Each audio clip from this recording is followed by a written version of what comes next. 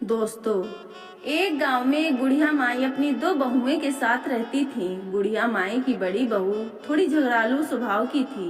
वो अपनी देवरानी से बहुत ईर्ष्या करती थी। दोनों देवरानी जेठानी की बिल्कुल नहीं बनती थी, क्योंकि जेठानी जो थी वो देवरानी पर अपना हुक्म चलाती रहती थी। देवरानी बेचारी बड़ी सीधी और शांत मन की थी। वो पूजा पाठ किया करती थी, इसीलिए थोड़ा जो जेठानी करती थी उसकी तो देवरानी और जेठानी दोनों को एक एक बेटा था। छोटी बहू मिलसरन हंसमुख और दयालु भी थी, इसीलिए छोटी बहू को सब पसंद करते थे और बड़ी बहू से सब परिवार वाले दूरी बनाकर रखते थे। इसी कारण वो उससे और ईर्ष्या करती थी। एक बार की बात है, जब शीतला सप्तमी का दिन आया तो बुढ़िया माई ने अपनी छोटी बहू को भोजन बनाने के लिए कहा, क्योंकि बड़ी बहू तो यह कह देती थी कि जब छोटी है तो मैं क्यों भोजन बनाऊंगी। जब तक छोटी बहू नहीं आई थी तब तक मैं बनाया करती थी। अब छोटी बहू ने सोचा कि माँ जी ने कहा है तो मैं भोजन की तैयारी कर लेती हूँ।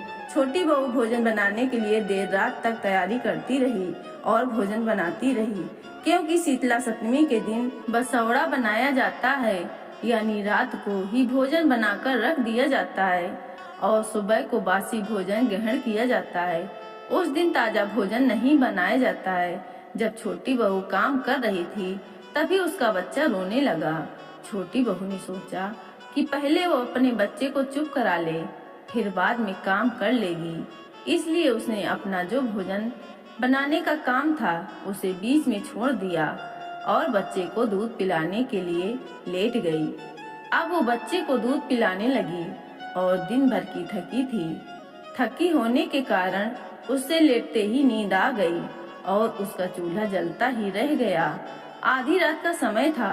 आधी रात के समय शीतला माता मृत्यु लोक पर भ्रमण करने के लिए आई और वह पृथ्वी लोक पर घूमते घूमते छोटी बहू के घर आ गई और छोटी बहू के घर आकर छोटी बहू के चूल्हे में लौटने लगी, जिससे शीतला माता का पूरा शरीर जल गया। उन्हें जलन होने लगी।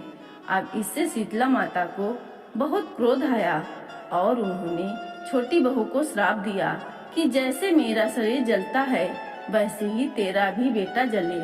अब तो सुबह उठकर बहू ने देखा कि चूल्हा तो जल रहा था, लेकिन उसके साथ सोया हुआ उसका जो बच्चा था वो मर चुका था। बच्चे का पूरा शरीर भी जला हुआ था। यह देखकर छोटी बहू जोर जोर से विलाप करने लगी। छोटी बहू समझ गई थी कि यह सब कुछ शीतला माता के कोप के कारण हुआ है।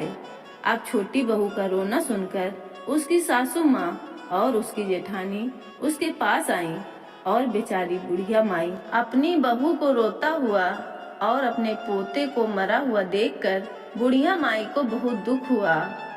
अब बुढ़िया माई ने अपनी बहू को धीरज बंधाते हुए कहा कि बहू शांत हो जा, इस तरह रोने से तो कुछ नहीं होगा।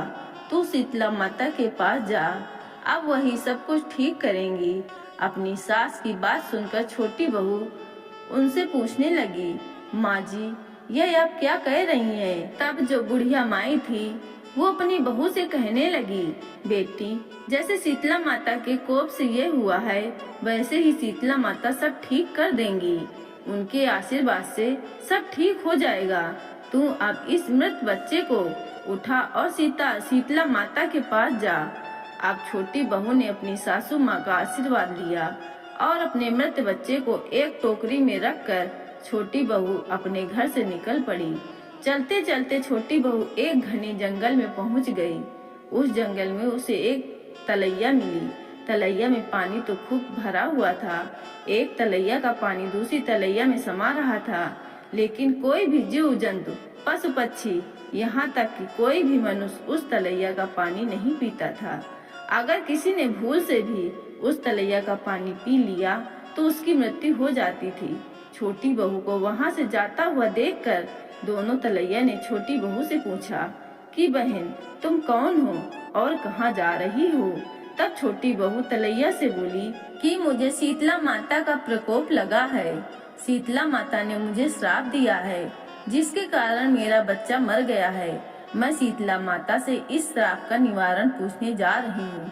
यह सुनकर तलैया छोटी बहू से बोली कि बहन हमारी तलैया का पानी कोई भी नहीं पीता है। अगर कोई भूल से हमारी तलैया का पानी पी लेता है तो उसकी मृत्यु हो जाती है। बहन, हमसे ऐसा कौन सा पाप किया है जिसकी हमें यह सजा भुगतनी पड़ रही है। बहन, अगर तुम्हें शीतला माता मिल जाएं तो उनसे हमारे पापों का निवारण भी पूछ लेना। तब छोटी बहू ने कहा, जरूर, मैं जरूर पूछ लूंगी कि तुम्हारी तलैया का पानी पीने से आखिर किसी भी जीव जंतु या मनुष्य की मृत्यु क्यों हो जाती है। उसके बाद छोटी बहू वहाँ से आगे चल दी। आगे जाने पर उसे दो सांड मिले जिसके गले में पट्टा बंधा हुआ था। वे दोनों हमेशा आपस में लड़ाई करते रहते थे। छोटी बहू को देखकर दोनों सांड छोटी बहू से बोले कि हे बहन, तुम कहाँ जा रही हो और तुम कौन हो। तब छोटी बहू ने सांड से कहा कि शीतला माता के प्रकोप के कारण मेरा पुत्र मर गया है। मैं शीतला माता के पास अपने श्राप का निवारण पूछने जा रही हूँ। तब दोनों सांड छोटी बहू से बोले कि बहन, हम दोनों हमेशा लड़ाई करते रहते हैं। हमने अपने पूर्व जन्म में आखिर ऐसा कौन सा पाप किया था जिसकी हमें यह सजा मिल रही है। हे बहन, अगर तुम्हें शीतला माता मिल जाए तो क्या तुम हमारे इस दुख का निवारण पूछ लोगी। तो छोटी बहू ने कहा कि हाँ, मैं जरूर पूछ लूंगी कि तुम हमेशा क्यों लड़ाई करते रहते हो। उसके बाद छोटी बहू वहाँ से भी आगे चल दी। अब आगे जाने पर वो थोड़ी दूरी पर चली ही थी तो छोटी बहू ने देखा कि एक बेर के झाड़ के नीचे एक बुढ़िया अपने बिखरे हुए बालों को दोनों हाथों से खुजला रही थी। उस बुढ़िया माई ने छोटी बहू को अपने पास बुलाया और पूछने लगी, बेटी, तेरे इस टोकरे में क्या है और तू कहाँ जा रही है। तब छोटी बहू ने अपनी आंखों में आंसू भरकर उस बुढ़िया माई को अपना सारा दुखड़ा सुना दिया। लेकिन बुढ़िया माई ने छोटी बहू की बातों पर कोई ध्यान नहीं दिया। वो तो अपने स्वार्थ की बात करते हुए बोली, बेटी, मेरे सिर में बहुत से जुएं पड़ गई हैं। क्या तू मेरे सिर की जुएं निकाल देगी। ये जुएं तो मेरा खून भी पी जाएंगे। और देख, मेरी उम्र बहुत ज्यादा हो गई है, मेरे बाल उलझ गए हैं, इन्हें कंघी कर दे ताकि मेरे सिर में कुछ आराम पड़ जाए। मैं खुजला खुजला कर बावली हुई जा रही हूँ। ये जुएं मुझे चैन से नहीं रहने देते हैं। छोटी बहू को तो शीतला माता के पास जाने की जल्दी थी, परंतु उसने बुढ़िया माई को जब इस तरह से बेचैन होते हुए देखा कि वो किस तरह से अपने दोनों हाथों से अपना सिर खुजला रही है, तो छोटी बहू को उस बुढ़िया माई पर दया आ गई और उसने अपने मृत बच्चे को उस बुढ़िया माई की गोद में लिटा दिया और उसके जुएं निकालने लगी। बुढ़िया माई के सिर से जब सारे जुएं छोटी बहू ने निकाल दी और बुढ़िया माई की खुजली मिट गई, तो बुढ़िया माई ने छोटी बहू को आशीर्वाद देते हुए कहा कि बेटी, जैसे तूने जुएं निकाल कर मेरे सिर में ठंडक पहुंचाई है, वैसे ही तेरा पेट भी ठंडा हो जाए। उसी समय एक महान चमत्कार हुआ। बुढ़िया माई की गोद में पड़ा हुआ बच्चा जीवित हो गया। यह देखकर छोटी बहू को बहुत ही आश्चर्य हुआ। छोटी बहू समझ गई कि ये बुढ़िया माई कोई और नहीं, साक्षात शीतला माता है। छोटी बहू अब बुढ़िया माई के पैरों में गिरकर क्षमा याचना करने लगी। अब शीतला माता ने छोटी बहू को साक्षात दर्शन दिए और कहा कि बेटी, तू अब वापस अपने घर चली जा, तेरा घर धन धान से भर जाएगा। तब छोटी बहू ने रास्ते मिली दोनों तलैयों के श्राप के निवारण के बारे में शीतला माता से पूछा। तब शीतला माता ने तलैया के बारे में छोटी बहू को बताया कि बेटी, यह दोनों अपने पूर्व जन्म में सौतन थी। दोनों आपस में लड़ाई किया करती थीं। इन्होंने कभी किसी की मदद नहीं करी, यहाँ तक कि कभी किसी प्यासे को पानी नहीं पिलाया, न कभी किसी भूखे को भोजन खिलाया। बेटी, तू इन तलैयों का पानी पी लेना तो उनके पापों का नाश हो जाएगा। इनका पानी भी अमृत के समान मीठा हो जाएगा। उसके बाद छोटी बहू ने हाथ जोड़कर बुढ़िया माई से उन दोनों सांडों के श्राप के निवारण के बारे में पूछा कि बुढ़िया माई, जब मैं यहाँ आ रही थी तो रास्ते में मुझे दो सांड मिले। वो हमेशा लड़ते रहते हैं। उनके श्राप के निवारण के बारे में भी बताओ। तब शीतला माता बोली, बेटी, वे दोनों भी पूर्व जन्म में देवरानी जेठानी थी। दोनों आपस में खूब लड़ाई झगड़ा किया करती थी। वो दोनों भी बड़ी अधर्मी थी, इसीलिए यह अपने पूर्व जन्म के पापों को भोग रही हैं। इसीलिए इस जन्म में यह दोनों देवरानी जेठानी सांड के रूप में पैदा हुई हैं। बेटी, तू इनके गले की घंटी का पट्टा खोल देना, इससे इनके पापों का निवारण हो जाएगा और ये दोनों भी मिलजुल कर रहने लगेंगी। अब छोटी बहू सबके श्राप का निवारण पूछकर और अपने बच्चे को लेकर खुशी खुशी अपने घर की ओर चल दी। अब रास्ते में उसे सबसे पहले वे दोनों सांड लड़ते हुए मिले। तब छोटी बहू को देखकर दोनों सांड पूछने लगे कि हे बहन, तुम्हें शीतला माता मिल गई क्या? तब छोटी बहू ने कहा कि हाँ, शीतला माता के चमत्कार के कारण ही तो मेरा पुत्र जीवित हुआ है। तब सांड बोले, तो क्या आपने हमारे बारे में भी शीतला माता से पूछा कि हमें किस जन्म की सजा मिल रही है? हमने कौन सा ऐसा पाप किया है? तब छोटी बहू ने कहा कि हाँ, तुम पिछले जन्म में देवरानी जेठानी थी और खूब लड़ाई झगड़ा किया करती थी, इसीलिए शीतला माता ने कहा है कि मैं तुम्हारे गले में जो ये पट्टा बंधा हुआ है इसे खोल दूं तो तुम फिर से हंसी खुशी रहने लगोगी, लड़ना झगड़ना बंद कर दोगी। अब छोटी बहू ने उन सांडों के गले में जो पट्टा बंधा हुआ था उसे खोल दिया। उनका लड़ना झगड़ना अब बंद हो गया। सांड ने छोटी बहू को धन्यवाद दिया और ढेरों आशीर्वाद दिए। सांडों से आशीर्वाद लेकर बहू फिर से खुशी खुशी अपने घर की ओर चल दी। आगे जाने पर छोटी बहू को वे दोनों तलैया मिली। दोनों तलैयों ने छोटी बहू को देखते ही कहा कि बहन, क्या तुम्हें शीतला माता मिली? क्या तुमने हमारे दुख का निवारण शीतला माता से पूछा? तो छोटी बहू दोनों तलैयों से बोली कि हाँ, मुझे शीतला माता के दर्शन हुए हैं। उन्होंने तो मेरे दुख को दूर किया है, मेरे दुख का निवारण किया है, मेरे पुत्र को जीवित किया है और मैंने आप दोनों के दुख का निवारण भी शीतला माता से पूछ लिया है। फिर दोनों तलैया कहने लगी कि हे बहन, हमें किस जन्म के पाप की सजा मिली है? उसके बाद छोटी बहू ने उन्हें बताया कि तुम दोनों पिछले जन्म में सौतन थी और खूब लड़ाई झगड़ा किया करती थी, जिसके कारण तुमने तलैयों का जन्म लिया और तुम्हारा पानी इतना जहरीला हो गया कि इसे अगर कोई भूल से भी पी ले तो उसकी मृत्यु हो जाती थी। लेकिन अब शीतला माता ने कहा है कि मैं इस तलैया का जल पी लूंगी तो तुम्हारा पानी भी अमृत के समान मीठा हो जाएगा। फिर छोटी बहू ने उन तलैयों का पानी पी लिया तो उन तलैयों का पानी भी अमृत के समान मीठा हो गया। दोनों तलैयों ने भी छोटी बहू को बहुत सारे आशीर्वाद दिए। इस तरह से सभी को श्राप से मुक्ति कराती हुई छोटी बहू अपने बच्चे को लेकर खुशी खुशी अपने घर वापस आ गई। बच्चे को जीवित देखकर बहू की सास को बहुत ही खुशी हुई, लेकिन जो जेठानी थी उसका मुंह टेढ़ा हो गया। कुछ ही दिनों में छोटी बहू का घर शीतला माता के आशीर्वाद से धन धान से भर गया। उसके घर में अन्न धन के भंडार भर गए और अब तो शीतला माता का पूजन बहुत ही तौर तरीके से करने लगी। अब जब उसके घर में अन्न धन के भंडार भर गए, किसी चीज की कमी नहीं रहती, तो जेठानी को ये बात पता चली कि देवरानी को तो शीतला माता ने दर्शन दिए हैं और माता शीतला के आशीर्वाद से उसका घर धन धान से भर गया है। तो अब जेठानी के मन में भी लालच आने लगा। अब वो भी मन ही मन सोचने लगी कि अगले साल जब शीतला माता की सप्तमी का दिन आएगा तो मैं भी ऐसा ही करूंगी जैसा छोटी देवरानी ने किया था। इसी तरह धीरे धीरे समय बीतने लगा।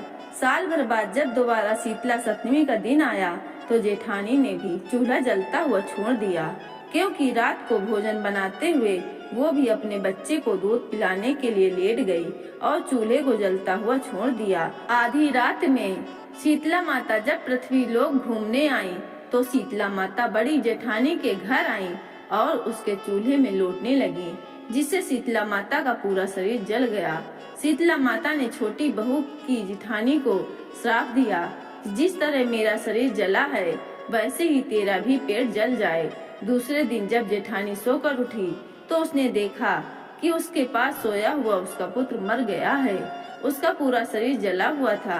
यह देखकर भी उस जेठानी को बिल्कुल भी दुख नहीं हुआ कि उसका पुत्र मर गया है, बल्कि उल्टा उसे खुशी हुई। उसने भी अपने मरे हुए पुत्र को अपने टोकरे में रखा और अपनी सासू माँ से कहा कि उसका पुत्र मर गया है, जिससे उसकी सासू माँ को बहुत दुख हुआ। वो अपनी सासू माँ से बोली कि माँ जी, दुख करने से कुछ नहीं होगा, मैं शीतला माता को ढूंढने के लिए जा रही हूँ। अब छोटी बहू की तरह बड़ी बहू भी शीतला माता को ढूंढने के लिए टोकरे में अपने मृत बच्चे को लेकर घर से निकल पड़ी। चलते चलते रास्ते में बड़ी बहू को भी वही तलैया मिली। उन तलैयों ने जेठानी से पूछा कि बहन तुम कौन हो, कहाँ जा रही हो? तब जेठानी गुस्सा होते हुए बोली कि तुमको क्या काम है, देखती नहीं हो कि मेरा लड़का मर गया है। मैं शीतला माता के पास इसे जीवित कराने के लिए जा रही हूँ। तब ये दोनों तलैया जेठानी से बोली कि बहन क्या तुम हमारा एक काम कर दोगी? इतना सुनते ही जेठानी ने इनकार कर दिया और कहने लगी मुझे अपना देखना है या तुम्हारे बारे में सोचूं। और वो वहाँ से आगे चल दी। आगे जाने पर जेठानी को भी वही दोनों साँड़ मिले। उन्होंने भी जेठानी से कहा कि बहन तुम कहाँ जा रही हो और तुम क्या हमारा एक काम कर दोगी? यह सुनते ही जेठानी आग बबूला हो गई और बोली क्या मैं तुम्हें तुम्हारी नौकरी नजर आ रही हूँ जो मैं तुम्हारा काम करती फिरूं? एक तो मेरा लड़का मर गया है, मुझे शीतला माता के पास जाना है, तुम्हें मैं नौकरानी नजर आ रही हूँ। इस तरह जेठानी तलैया और साँड़ दोनों को निराश करके आगे बढ़ गई। थोड़ी आगे जाने पर बड़ी बहू को अब बेर के झाड़ के पेड़ के नीचे एक बुढ़िया माई मिली। वो बुढ़िया माई अपने दोनों हाथों से अपने सिर को खुजला रही थी। उसने जेठानी से कहा कि बेटी तू मेरा माथा देखेगी? मेरे बालों को देख कितने उलझ गए हैं, इनमें जुएं पड़ गए हैं, जरा इनमें से जुएं निकाल दे। तो यह सुनकर जेठानी बहुत ही गुस्सा हो गई और गुस्से में भर कर बोली बैठ जा बुढ़िया, मैं कोई तेरा फालतू का काम नहीं करूँगी। तुझे क्या मैं जुएं निकालने वाली लग रही हूँ? मैं क्यों तेरे सिर के जुएं निकालूं? देखती नहीं कि मेरा लड़का मर गया है, मैं शीतला माता के पास इसे जीवित कराने जा रही हूँ। इस प्रकार बुढ़िया माई को भी वह धमकाकर पूरे दिन अपने मरे हुए लड़के को लेकर बड़ी बहू इधर उधर घूमती रही, लेकिन उसे कहीं भी शीतला माता के दर्शन नहीं हुए। सुबह से दोपहर और दोपहर से शाम हो गई। थक हार कर रोती बिलखती हुई बड़ी बहू अपने मृत बच्चे को लेकर अपने घर वापस आ गई। बुढ़िया माई के रूप में शीतला माता को जेठानी पहचान नहीं पाई थी।